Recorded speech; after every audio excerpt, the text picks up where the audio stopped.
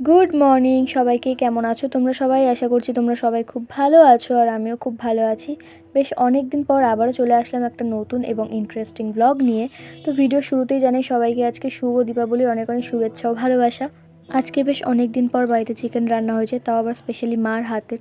তাই আমি তাড়াতাড়ি স্নান করে চলে আসলাম, তাড়াতাড়ি ভাত খেয়ে একটু ঘুমাবো বলে। প্রত্যেক বছর আমি ভাবি যে দীপাবলিতে বাড়িতে রঙ্গোলি দিব, কিন্তু কোনোবারই হয় না, কারণ কি জায়গার এত শর্ট, এই জন্য আমি রঙ্গোলি দিতেও পারি না। আর আজকাল যে আবিরগুলো পাওয়া যায় ওই আবিরগুলো এত বাজে যে রঙ্গোলি একদমই হয় না ঠিকঠাকভাবে। তো রঙ্গোলির জন্য যেই আবির দরকার ওই আবিরটা কোথায় পাওয়া যায় সেটা আমি জানি না, এই জন্য আর রঙ্গোলি দেওয়া হয় না আমার। তাও আমি চেষ্টা করবো পরের বার আলিপুর থেকে যেখান থেকেই হোক না কেন খুঁজে বের করে নিয়ে এসে হলেও আমি রঙ্গোলি পরের বার দেওয়ার চেষ্টা করব। আর দিলে তো অবশ্যই তোমাদের কাছে শেয়ার করবোই। তারপর খাওয়া দাওয়া করে একটু ঘুমানোর পর ঘুম থেকে উঠে বসে পড়ি আমি আর মা প্রদীপের জন্য সব তৈয়ারি করতে। মা প্রদীপগুলো আগেই জলে ভিজিয়ে রেখেছিল যাতে তেল একদমই না খেয়ে ফেলে, এই জন্য। তো আমি ওগুলো সব রেডি করলাম, একটু তেল দিয়ে তারপর সলতা দিয়ে সমস্ত কিছু দিয়ে রেডি করে রাখলাম। দেন তারপর আমি রেডি হয়ে প্রদীপ দান করে বেরিয়ে যাব।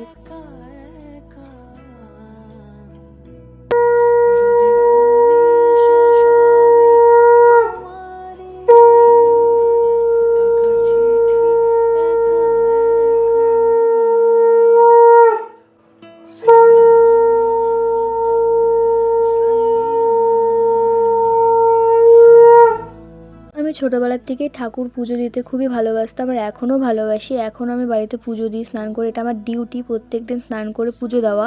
যেহেতু মা জোকারও দিতে পারে না, শঙ্খও বাজাতে পারে না, এই জন্য আমাকে মা যখন পুজো দেয় বা সন্ধ্যা দেয় তখন আমাকে জোকার বা শঙ্খ বাজাতেই হয়। আজকে আমি বুঝতে পারছিলাম না যে কী পরবো এরকম করতে করতে লাস্টমেশ পরে আমি জিন্স টপই পরে ফেলি। কারণ কি বাইরে একটু একটু ঠান্ডা ছিল, তাও আগের বারের তুলনায় এবার ঠান্ডাটা একটু কমই আছে, আগেরবার একটু বেশিই ঠান্ডা ছিল।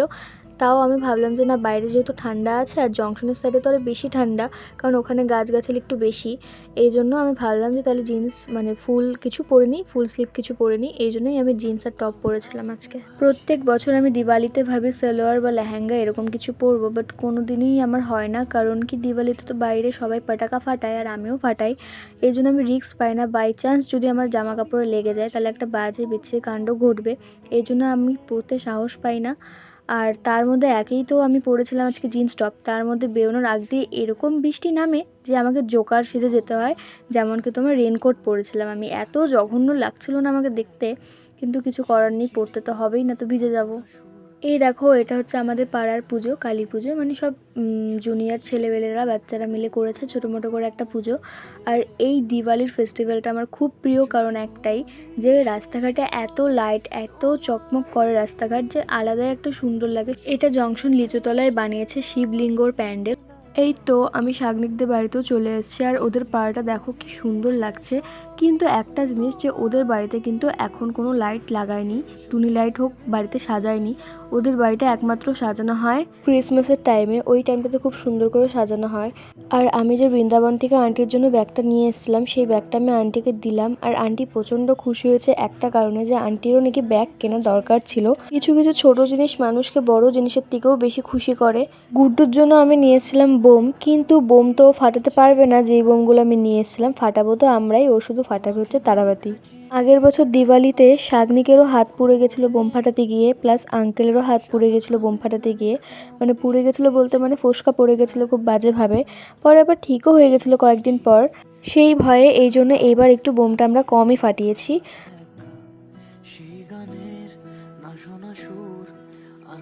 আর আমি বেশি করে লঙ্কা বোম আর চকলেট বোম নিয়ে গেছিলাম, কারণ আমার সাউন্ড যেই বোমগুলো হয়, যেই বোমগুলোতে সাউন্ড হয়, সেই বোমগুলো ফাটাতে আমার খুবই ভালো লাগে।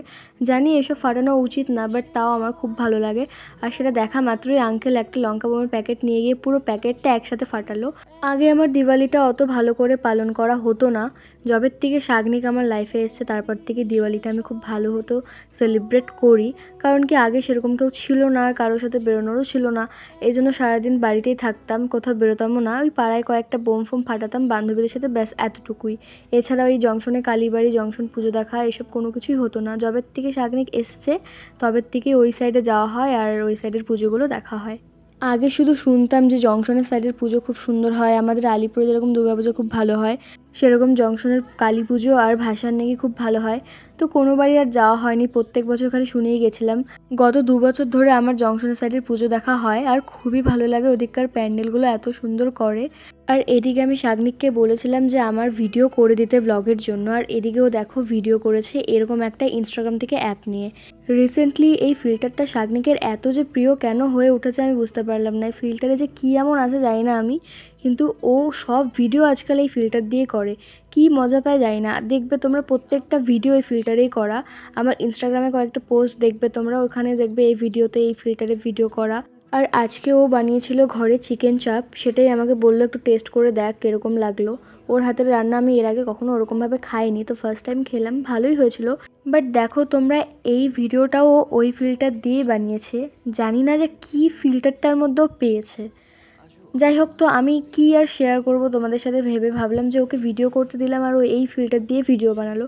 তাই ভাবলাম কি আর তোমাদের সাথে শেয়ার করবো, ভাবতে ভাবতে ভাবলাম পরে তাই ঠিক আছে এইগুলোই তাহলে শেয়ার করে ফেলি। তাই আমি এই ভিডিওগুলোই তোমাদের সাথে শেয়ার করলাম। আর এদিকে দেখো, আমরা ঘরে গিয়ে খাওয়া দাওয়া করে বাইরে এসে দেখি তখনও পর্যন্ত আঙ্কেল বোমই ফাটিয়ে যাচ্ছে।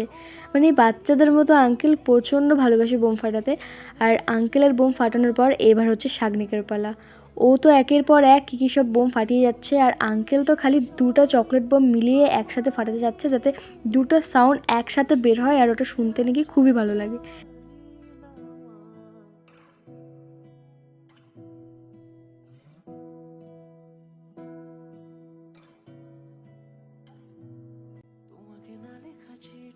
তারপর অনেক বোম টোম ফাটানোর পর আমি আর শাগনিক আসলাম ডিআরএম মাঠের রাম মন্দিরের প্যান্ডেল দেখতে। আর এটা কিন্তু শাগনিকদের বাড়ির থেকে অনেকটাই কাছে, মানে বলতে গেলে এই প্যান্ডেলের পেছনেই ওদের বাড়ি। তো তাও আমার বাইকটা নিয়ে আসলাম, কারণ কি আমার পায়ে একটু ব্যথা ছিল, এই জন্য আমি হাঁটতে পারবো না বলেই ওকে বললাম ঠিক আছে তুই বাইকটা নিয়েই চল।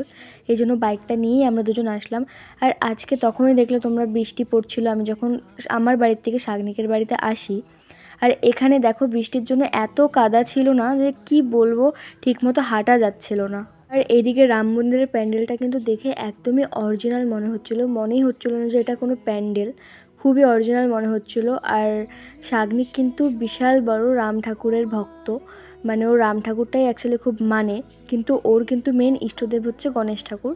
তো গণেশ ঠাকুরটাও ইদানিংয়ে মানছে ও, যবের থেকেও জানতে পারে এই ব্যাপারটা। আর এমনি রাম মন্দিরের বিশাল বড় ভক্ত। যখন শুনেছে যে ও ডিআরএম মাঠে মানে ওর বাড়ির পাশে রাম মন্দির বানানো হবে কালী পুজোর প্যান্ডেলে, তখন থেকে ও খুব এক্সাইটেড এটা দেখার জন্য। আর এমনিতেও ওদের প্ল্যান হচ্ছে, মানে ওর ফ্যামিলির প্ল্যান হচ্ছে যে ওরা অযোধ্যা যাবে রাম মন্দির ঘুরতে।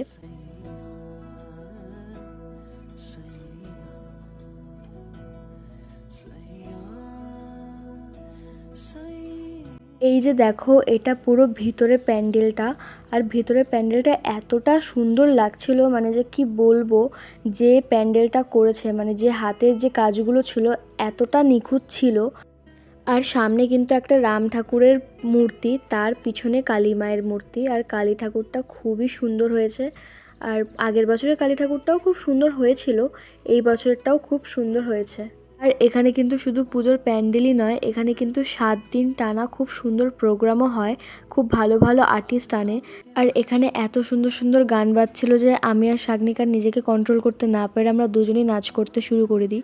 আর আমাদের দুজনের ভিডিও করে দেওয়ার মতো কেউ ছিল না, এই জন্য আমি ওর ভিডিও করে দিয়েছি আর ও আমার ভিডিও করে দিয়েছে।